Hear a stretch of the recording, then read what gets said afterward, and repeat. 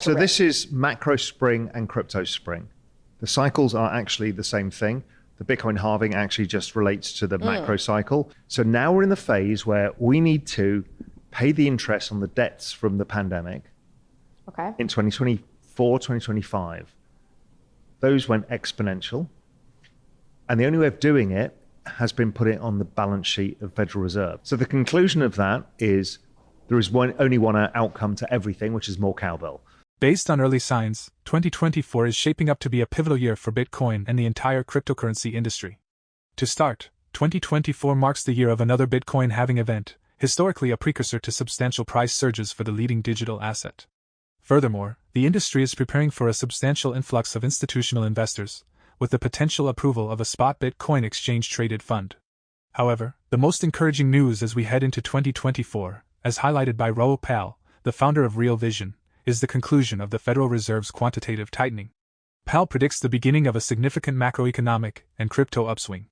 In a recent interview, he outlined his bullish projections for the cryptocurrency market and the broader U.S. economy. According to this noted macro analyst and influential investor, all signs point to an even brighter future for the U.S. government.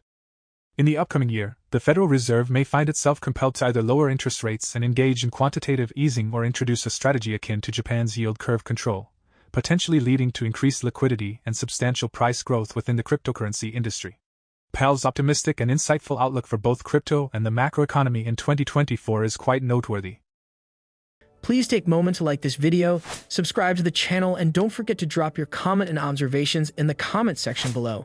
Thanks and enjoy the video. I think the NASDAQ finishes this year at all-time highs. I think the S&P goes to all-time highs. So Q4 for me is the weaker period. That's when the recession comes in. So that's when we've already heard today, really, all the Fed were out saying, we've done enough. Bond market's gone too far. The bond market's overpricing this. Things like Janet Yellen saying today, really interesting comment. She said, well, when we think about it, financing the debt is going to be about 1% of GDP for the next 10 years. Well, if the government's 100% of GDP in debt, she's basically saying interest rates have to be 1%, which is part of this everything code thesis I've had.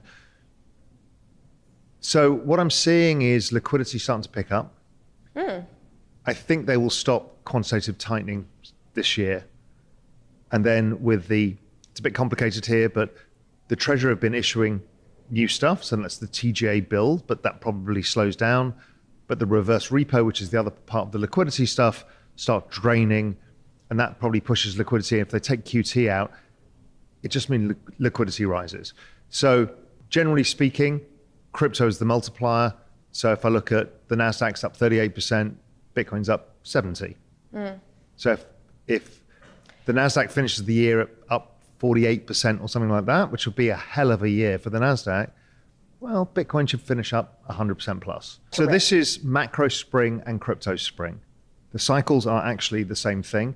The Bitcoin halving actually just relates to the macro cycle. Let's talk about that. Which is all interest rates in 2009 got reset to zero everywhere. It was a debt jubilee. It was a great reset. Nobody understands this because everyone wants their debt jubilee was to forgive all debt. They didn't. They forgave all interest payments.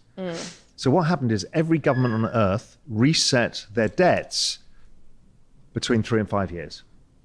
So we've got this 4-year cycle, which is the Bitcoin halving cycle, which is the economic cycle. They're all the same thing. So now we're in the phase where we need to pay the interest on the debts from the pandemic. In 2024, 2025. Those went exponential. And the only way of doing it has been put it on the balance sheet of Federal Reserve. So I went back and I think I was the first person or the only person to show that all balance sheet growth of the Federal Reserve was just the payments of the debts, the interest. So nobody's paying interest, even though interest rates went up. They don't pay them.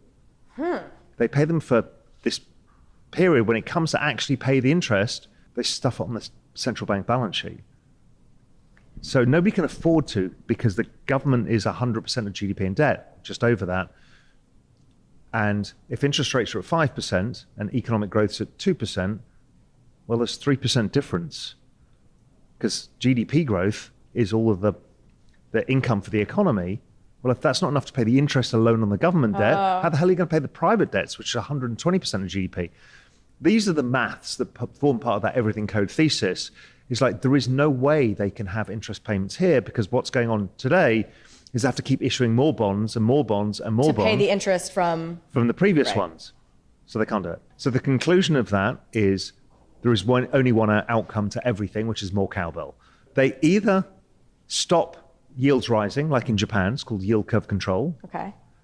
And what that is we will pay this price, let's say 5% on bonds, regardless of how many you sell us. And to do that, they print money. Or it's either more liquidity. or I think they're trying to overshoot with inflation on the downside, bit of unemployment rising, so then they have the cover to cut interest rates okay. and stimulate. Election year, always stimulus. So all roads lead to more cowbell.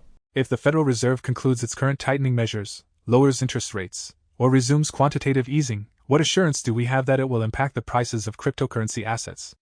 According to Powell, this alignment has always been the plan, originally envisioned by Satoshi himself. The design was for the halving cycle to coincide with global macro cycles lasting between 3.5 to 5 years. At the midpoint of these macro cycles, governments are compelled to address their substantial debts, resulting in a surge of liquidity into various assets. Nevertheless, only 2 assets are expected to outperform in the face of currency devaluation. Hal provides more insights in the interview excerpts below. It's the point being is you debase the currency, all assets rise, because you're optically debasing, which is why the Argentinian stock market goes up in a straight line until you put it in dollar terms and it's actually gone down 90%. Oh. That's debasement of currency. Right. Venezuelan stock market's the same. Right. All of these, Iranian stock market, they're all the same thing. Why crypto outperforms is really simple. It's got a faster adoption curve. It's a technological adoption story. Everything else is noise. It's technology plus debasement. NASDAQ is the second best performing asset. Why? Technology plus debasement. The S&P basically just about offsets debasement plus dividends. Real estate doesn't offset it. Gold doesn't offset it. So what I started doing was dividing all assets by the Federal Reserve balance sheet as a rough way of looking at it. And you get a really different picture. The S&P has gone sideways forever, which is why people who invest in their 401k in the S&P passive index, they never get ahead. So because property goes up and gold goes up and all of the assets go up the same amount. So you're just not making gains. NASDAQ and crypto have been the only 2 assets that do it. I've written a lot and thought a lot about this. And in fact, I've done a documentary on this. So the millennial cohort in their 30s did what they were told, which was 401ks. That massive cohort has completely disrupted how assets are priced. So index funds go up versus all active investments, which has destroyed the hedge fund industry, the mutual fund industry, everything, because millennials are doing exactly what they're told. Put the money in a Vanguard fund. I mean, they're good. You know, they're like a good badge to do the right thing, and you know that's how the system was generated for them, and so they've done that. But what happened in 2020 was the same that I saw with the Occupy Wall Street movement and the indignados in Spain when I was there. Is like the pandemic hits, and they're like, we've been doing what we're told, but we can't afford anything. We're in debt, house prices go up, we're not getting any richer, and we're all doing 2 jobs. Yeah. So what the hell are we supposed to do? Right. So they took a rational approach. The media, and it really annoys me, the media scoffed at them, as did Wall Street, to say they became gamblers. But they didn't. Well, they did, but what they did was use their discretionary income, because they were doing the 401ks and they were doing all the right things, but they took discretionary income and said, we need something with a high risk reward. Right. And it was actually a very valid thing. So the 2 assets became crypto and technology options. So it's the rise of Robinhood and the rise of Coinbase. And I've gone down the rabbit hole on all of this. So to put it in perspective, online brokerages, so the kind of cognoscenti of people who trade kind of global macro, they use interactive brokers. Interactive brokers have 5 million users, 300,000 monthly actives. Okay. It's tiny. Compare that to. Compare that to Fidelity, TD Ameritrade, and Schwab.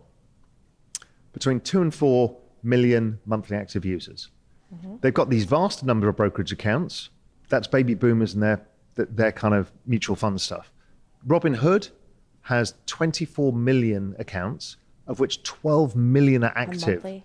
That's 4 times the size. It's all of the rest of the industry added together. Coinbase is 108 million accounts, of which currently, right, we know on-chain activity is super, super low. Right. And that's 9 million. So I was at Coinbase yesterday and we were talking this through. I'm like, if we normalize crypto volumes, Coinbase will have 30 to 40 million active accounts. In other news, Robert Kiyosaki, the author of Rich Dad Poor Dad, has revealed his latest price predictions for Bitcoin, gold, and silver in a recent social media post. Kiyosaki notes that Bitcoin is currently testing the $330,000 mark, and he anticipates its next target to be $135,000. Regarding gold and silver, Kiyosaki predicts that gold will soon surpass the $2,100 mark and then experience a substantial increase, making those who bought it below $2,000 grateful. He envisions gold reaching $3,700.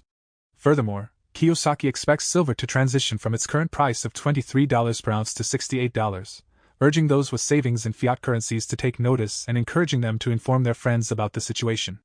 Kiyosaki has been vocal about his views on the US dollar and other fiat currencies, often referring to them as fake money due to the constant printing of these currencies.